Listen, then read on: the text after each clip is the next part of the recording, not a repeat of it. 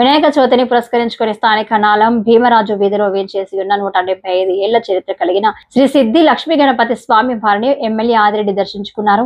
ఆలయ పూజారులు, కమిటీ సభ్యులు, స్థానిక పెద్దలు ఆయనకు పూర్ణకుంభంతో స్వాగతం పలికారు.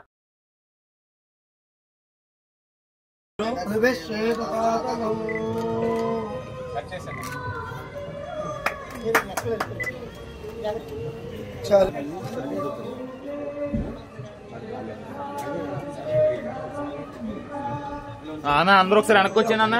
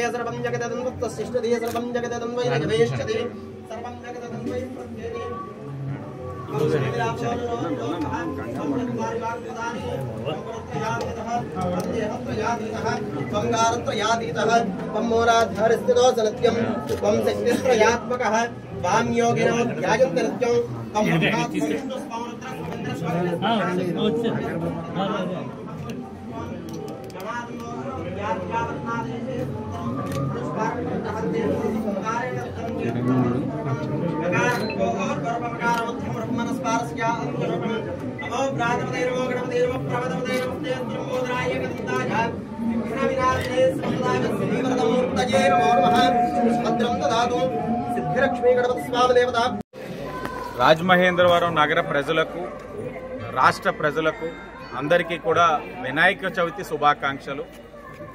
నగరంలో ఎంతో భక్తి శ్రద్ధలతో ఈ యొక్క వినాయక చవితి యొక్క సంబరాలు చేసుకోవడం జరుగుతూ ఉంది. ఎక్కడికక్కడ చాలా వైభవంగా కార్యక్రమాలు జరుగుతున్న విధానం చూస్తే, ఒకటి ప్రజలకి వినాయకుడి పట్ల భక్తి, మరొకటి ఈ మండపాలన్నిటికీ కూడా ప్రభుత్వం నుంచి ప్రోత్సాహం.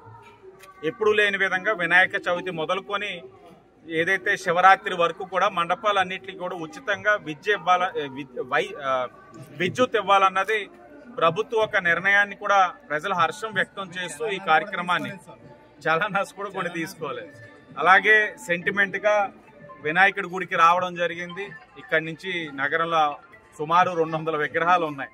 కేవలం మా తెలుగుదేశం పార్టీ కుటుంబ సభ్యులు పెట్టిన విగ్రహాలు 200 ఉన్నాయి.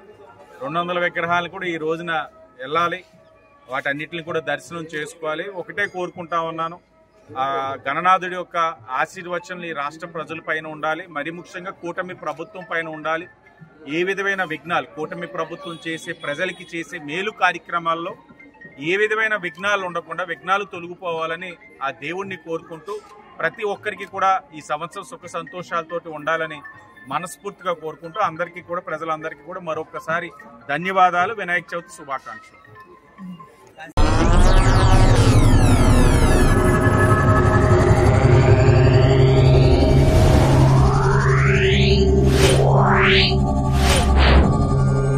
Yeah.